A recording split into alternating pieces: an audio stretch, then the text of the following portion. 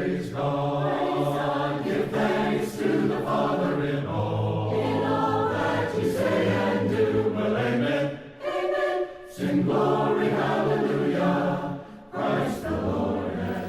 is Ben May, and I want to thank you for being with us as we seek the old past. Remember the words of Jeremiah the prophet in Jeremiah chapter 6 and verse 16. Thus says the Lord, stand in the ways and see, and ask for the old past, where the good way is, and walk in it. Then you will find rest for your souls. But they said, we will not walk in it. We're trying to call people back to the old past because that's where the good way is.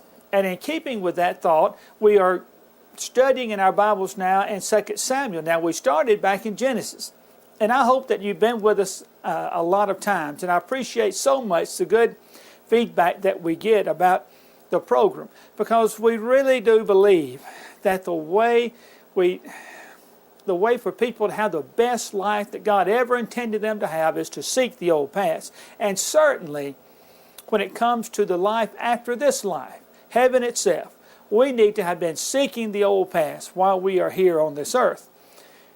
The old past, God's Word. We have learned some great lessons as we have been going through, starting in Genesis, and now here we are talking about King David. Now, I hope you've been with us a lot of times, but if you haven't, let me just sort of catch us up a little bit, and then we're going to be starting in 2 Samuel chapter 16. I mentioned that we're talking about David, King David. We are in the period of time we call the United Kingdom. We've had, before the flood, remember that? The scattering of the people. We've had the patriarchs, the exodus from Egypt, the wandering in the wilderness, the invasion and conquest of the land, the judges, and now the United Kingdom. Now next will come the divided kingdom. But let's not get ahead of ourselves. The United Kingdom, and we're right in the middle of it as far as how many kings. There are 3 kings in the United Kingdom. There was King Saul, we studied him, and now here's David, and then there'll be David's son, Solomon. Now David, he is a great man of faith, but he's a man. He's not perfect. And we have seen problem after problem come up in his life, much of it not his own fault, but some of it his fault. We are at a time now when one of David's own sons, Absalom, is trying to kill his father to take over the kingdom. Now there's a long history with Absalom, and if you've been with us, you remember Absalom had a sister named Tamar, a beautiful young girl. They also had a brother named Amnon. Amnon thought he was in love with his own sister. Now this was his half-sister, and they probably were not raised close to each other. They were probably in different houses even, but still it was his sister. Amnon raped Tamar. Later, 2 years later, Absalom kills his brother Amnon because he raped his sister. Absalom has to flee. Sometime later, he's allowed to come back, and yet his father, King David, still wouldn't see him. Finally, after 2 years of being in Jerusalem, not seeing his father, finally they see each other, and David kisses his son, and you think all is well. But it's not, because in chapter 15 of 2 Samuel, we find that Absalom now, he starts politicking, we would say. And he is trying, and he does, to win over the hearts of the men of Israel. And he's described what he does, and it's, again, a lot of politics and a lot of, we would say, kissing babies and such as that. Finally, though, he thinks he's ready, and he starts his coup. David hears about it. Hears that Absalom and his forces are on their way to Jerusalem. David does not want to get caught in Jerusalem. He does not want the city to be struck with the edge of the sword, and he leaves. And we talked a good bit about that procession of David and his followers weeping, hearts broken, fleeing the city. They go down into the valley where the brook of Kidron is, and then they're going to go back up the other side to the Mount of Olives. The Mount of Olives, that's where Jesus often went. That's where he ascended back into heaven, from the Mount of Olives. But David has his followers, and they are on their way. as they are journeying out of Jerusalem. Now, we talked about the various ones that would come along, and some for David and some opposed David, like Shimei, who came cursing and swearing, throwing rocks at David. Can you imagine? But David had been told that among the ones who had but really turned their back on David and following his son was Ahithophel. Ahithophel was a wise and well-known counselor, and he really did give good advice. Now, he was on the wrong side now, but his advice was good. David's a very shrewd man himself, and also, let's not forget, has the Spirit of God. And he sends Hushai back to Jerusalem. Hushai was a trusted friend of David, an older man. He wanted to go with David. David said, no, I need you in Jerusalem. I want you to go, and I want you to counter whatever advice Ahithophel gives. So can you see, David, in fact, David even sends the priests back. Remember the priests that had left Jerusalem with the Ark of the Covenant, the most holy object of worship that they had? And David says, no, I want you to go back. Take the Ark back. If God is pleased with me, He'll bring me back to Jerusalem, and I'll see the Ark again. So he sends the priests back. He sends Hushai back. He needs them. That's sort of his spy network. The two priests, they also have sons, and they'll enter into the story of getting word back to David about what his son Absalom is up to and the strategies they're trying to get together to come out. And they're not going to just let David walk away. They're going to pursue David. The question is when and how. And so Absalom, he marches into the city, and he needs some counsel. Now, what should he do? And Hushai, who David sends back, he convinces Absalom that he really is on his side, though he was not. But Absalom turns to Ahithophel, and he says, now what should I do first? Ahithophel told Absalom to do a very disgraceful thing, yet politically speaking, just from pure politics, was maybe a wise thing. He said, Absalom, here's what you need to do. You need to go into your father's concubines that he's left behind. Remember, David left 10 wives, concubines, a little different status than a wife, but still considered to be the king's wives. He left them behind to take care of the house. Now, Ahithophel says, you need to go and sleep with those 10 women, and in the sight of everybody. Of course, the idea is that would just make everybody know there is no reconciling Absalom and his father David. You got to choose, and you need to choose Absalom would be the thinking on their part. Now, sometimes conquering kings would take the wives of their predecessors as a sign of their power. But for a son to take his father's wives was an abomination punishable by death according to the law of God, Leviticus chapter 20 and verse 11. So what does Absalom do? And we pick our story back up now as we find in 2 Samuel 16 and verse 22. So they pitched a tent for Absalom on the top of the house, and Absalom went into his father's concubines in the sight of all Israel. A terrible thing. And yet everybody knew now this is real. There is no going back. Well, Ahithophel now, he has further advice. In verse 23, now the advice of Ahithophel, which he gave in those days, was as if one had inquired at the oracle of God. So was all the advice of Ahithophel, both with David and with Absalom. Now notice that verse. The advice is good, and what he's about to tell him is good advice. So what does Ahithophel say ought to be done? He said, here's what you need to do. You need to take 12,000 men and immediately go after David. And the idea being you need to catch them while they are tired and weary. And then you just kill David. Now you imagine he's talking to a son about his father. So all you've got to do is kill David. And once he's dead, then everything is over.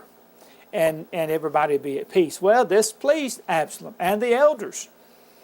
But Absalom, he wanted to hear from Hushai. He also had respect for Hushai's advice. Remember, Hushai was the one David sent back to counter the advice of Ahithophel. Well, Hushai says, now, Absalom, it's not that this is bad advice from Ahithophel, but on this occasion, you need to remember that your father and his men are mighty men, valiant men of war. And David's too wise to count with his men. He'll be somewhere else. And you can't afford a defeat right now. You're just getting this started, and you don't need to go out there and be too hasty and be defeated. And then your plans are going to fall apart. So Hushai said, here's what you ought to do. You need to wait a little bit, and you get all of your army together. And then you yourself lead this great, massive army, and you kill David and every one of his followers. And so in 2 Samuel 17 and in verse 14. So Absalom and all the men of Israel said, the advice of Hushai the Archite is better than the advice of Ahithophel. And now notice the rest of the verse. For the Lord had purposed to defeat the good advice of Ahithophel, to the intent that the Lord might bring disaster on Absalom. See, the Lord's providence was at work. He didn't want David, of course, to be caught and killed. And the advice of Ahithophel was actually good advice. And Hushai knew that, but he had to do something. And so he gave this counter advice. And so they went for it. That it sounded good, and the Lord's hand was in that. Now, I don't know exactly how the Lord did that, but he did. Perhaps by putting Hushai there in the first place and working him in, you might say. Well, now what? Well, remember David had put his spies in place. He sent the priests back, their sons. He sent Hushai back. And Hushai now, he's afraid that, Absalom just might change his mind, and he may do the very thing that Ahithophel said. And so he sends word back to David about what happened. Hushai sends word to Zadok and Abiathar. They're the two priests, remember.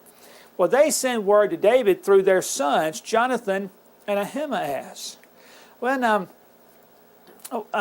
there's a story with that. They send it. Those two sons send it by a servant girl, and then she's seen, and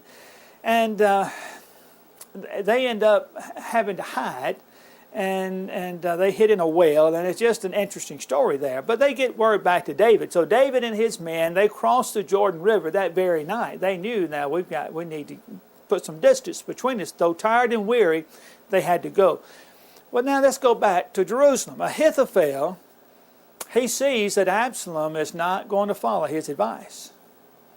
You know what he does? He goes home and he puts his household in order, and he goes and he hangs himself. That's just hard to imagine, but perhaps he saw that Absalom was not going to listen, and so he was not going to defeat David, and he just killed himself to avoid his own disgrace for his part in the rebellion. Perhaps that's why.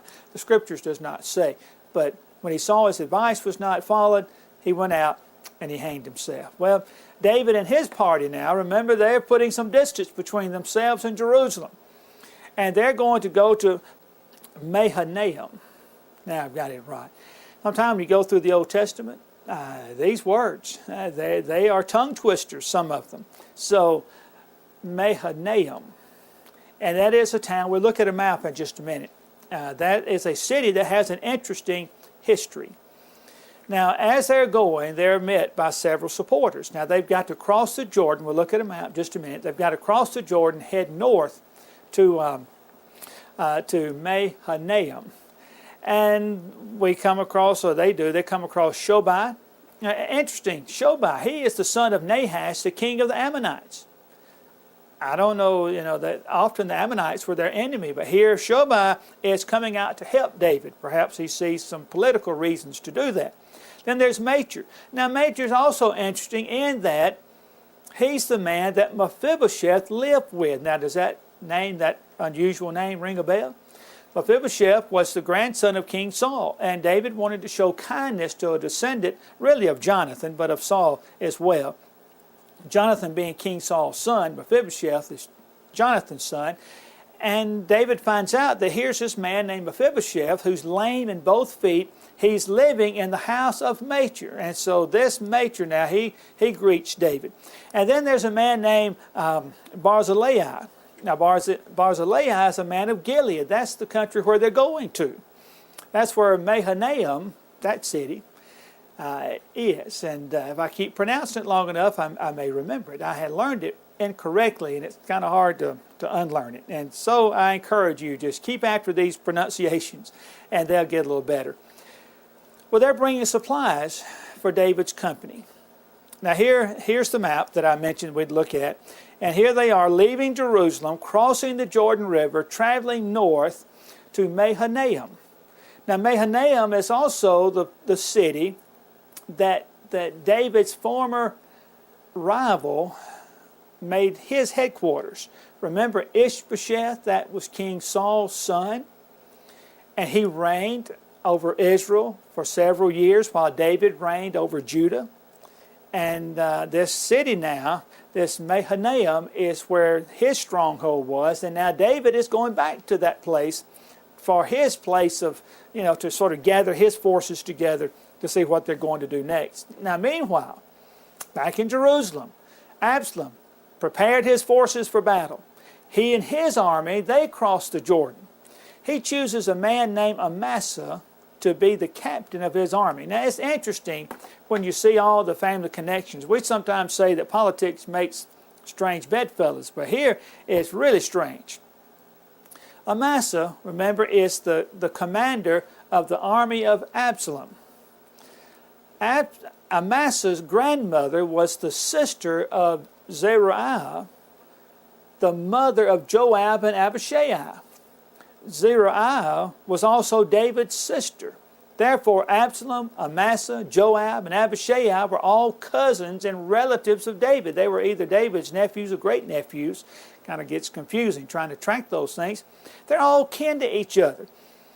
But because Absalom is trying to overthrow his father, you've got relatives on both sides of this great conflict. Now, in the middle of this good study in 2 Samuel, I want us to go to Psalm 3. Psalm 3. We've done this several times. And if you have your study guide, then you'll find that. And by the way, I failed to mention this on our study guide. It'll be on page 89. One of the good things about our guide is that it will insert other things that we just may not think of as we're just reading through, say, 2 Samuel. It may take us to 1 Chronicles. It may take us to the Psalms. To put other bits of the Bible in place for us that would have been happening at the same time. Now, Psalm 3 is one of those. And if you look now at Psalm 3 and notice a heading, a Psalm of David when he fled from Absalom, his son. Now, when you know something of the story of Absalom and how he tried to take over his father's kingdom and David was fleeing from it, and you come to this psalm, it just means so much more. And so the psalm would say in verse 1, Lord, how they have increased who trouble me. Many are they who rise up against me. Many are they who say of me, there is no help for him in God. But you, O Lord, are a shield for me, my glory, and the one who lifts up my head. I cried to the Lord with my voice, and he heard me from his holy hill. And then he goes on to talk about, as we go on down to verse 8, salvation belongs to the Lord. Your blessing is upon your people. David was a great man of faith. And so he wrote this psalm as he thought and meditated and reflected on these terrible events of him having to flee from his own son. Now, remember they're going to battle. David has crossed the Jordan with his army, and he's gathering his forces, and Absalom has crossed the Jordan in pursuit. He has his army. Well, David is a great military leader. I don't know about Absalom. I don't know what his credentials along that line would be. He has Amasa, who is his commander. Perhaps he's a good soldier. But in any event, David divides his army into thirds. He puts 1/3 under Joab, 1/3 under Abishai, and 1/3 under Ittai. David wanted to go with them, but they said, no, you need to stay behind, because they'll do everything they can to get you. And so David, you'll just be a distraction. And they'll have to, it's just too great a risk to send David out there. And so he stays behind. Now David, as the army is preparing to go out, David, in front of all of his captains, in front of his entire army, he says to them, you deal gently with the young man Absalom for my sake. Absalom, his son, who was trying to kill him, David is still trying to protect him. Now you deal gently with him. Well, Absalom's army was no match for David's. In fact, David's forces just slaughtered that army, killed some 20,000 men. Absalom's remaining soldiers, while they're fleeing for their life, Absalom is fleeing on his mule. But a strange twist in the story is that Absalom's head got caught in a tree, a terebinth tree, leaving him hanging in the air. Can you just imagine? And we think, well, how can you hang by the hair of your head? But do you remember the description of Absalom's hair?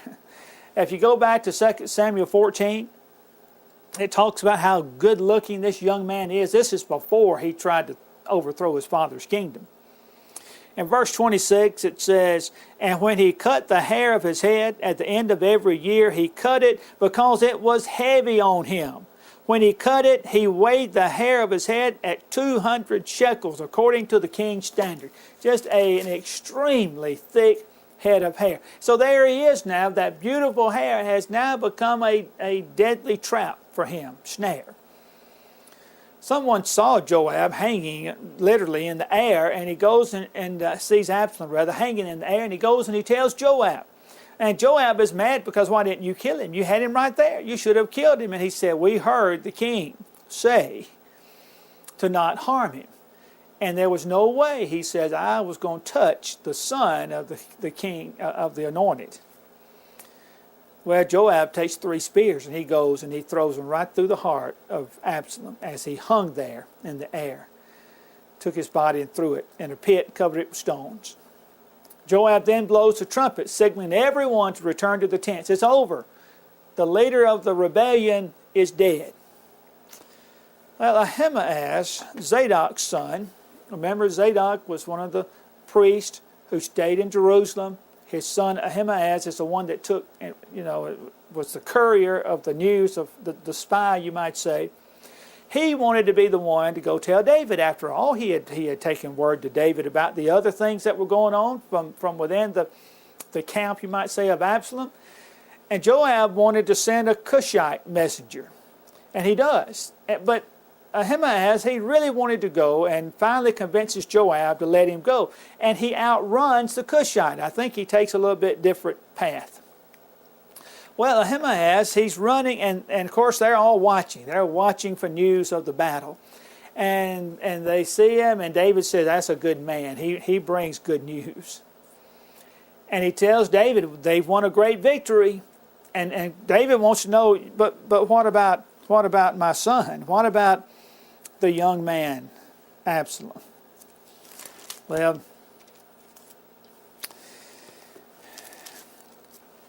I don't know.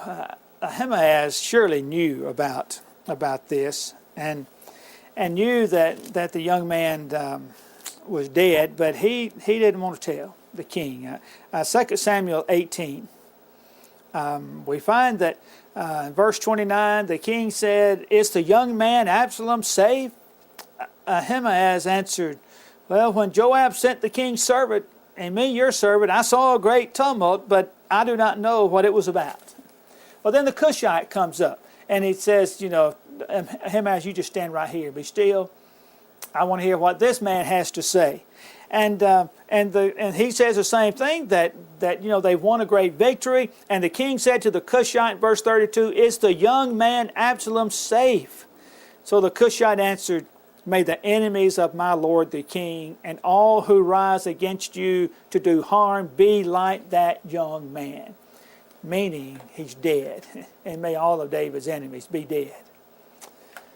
Well, the Cushite did not get the reaction I'm sure he thought he might get. 2 Samuel 18, verse 33, Then the king was deeply moved, and went up to the chamber over the gate, and wept. And as he went, he said thus, O my son Absalom, my son Absalom, if only I had died in your place. O Absalom, my son, my son. Can you see the depth of his grief? And yet Absalom was trying to kill his father. David had a big heart. And perhaps even almost to a fault. David was grieving the loss of his son. But because of his grief now, it mattered what the king was doing. The people see this deep grief that David was in, and they're just returning in silence to Jerusalem as if they had been defeated. And yet they had won a great victory. So the day of victory had been turned into a day of mourning. Now Joab had seen all of this he could stand. So in 2 Samuel chapter 19 and verse 5, Then Joab came into the house to the king and said, Today you have disgraced all your servants, who today have saved your life, the lives of your sons and daughters, the lives of your wives and the lives of your concubines, in that you love your enemies and hate your friends. For you have declared today that you regard neither princes nor servants, for today I perceive that if Absalom had lived and all of us had died today, then it would have pleased you well. I mean, Joab just lets the king have it. Now therefore arise, go out, and speak comfort to your servants. For I swear by the Lord, if you do not go out, not one will stay with you this night. And that will be worse for you than all the evil that has befallen you from your youth until now.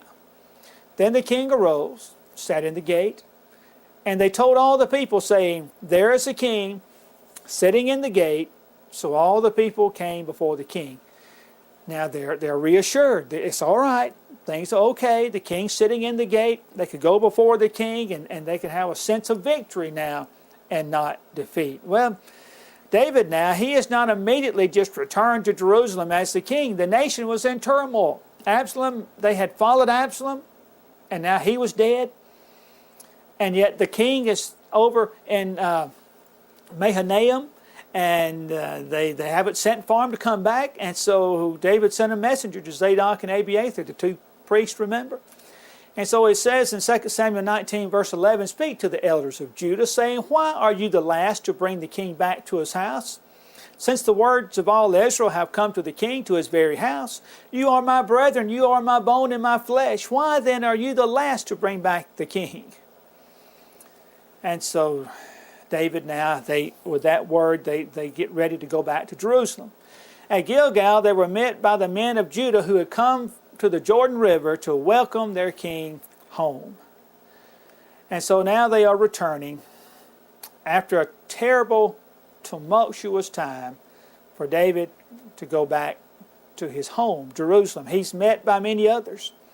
Shimei is there with 1,000 men. He's trying to sort of get back in the king's good graces, and David graciously decides to let him live. He's the one that cursed and threw stones at him. Ziba was there with his 15 sons and 20 servants. Either he or Mephibosheth was lying about why Mephibosheth didn't come with him to start with. And there's Barzillai of Gilead. He escorts David and crosses the river before he goes home, but he leaves his son there with David. And so they're making their way back. But now the story is not nearly over. And we'll see what happens when David finally gets back to his beloved Jerusalem. Thank you for being with us. As always, let me encourage you to be back with us next time and always seek the old paths.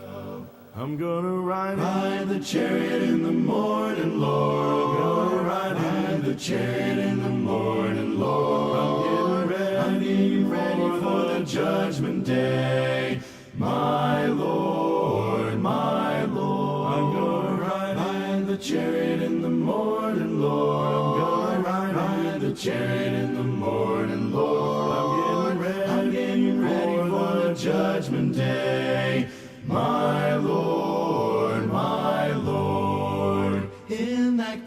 A getting up morning fairly well, fairly well. Ain't that great? A getting up morning fairly well, fairly well. When you see the lightning flashing, when you hear the thunder crashing, when you see the stars are falling, when you hear the chariots calling.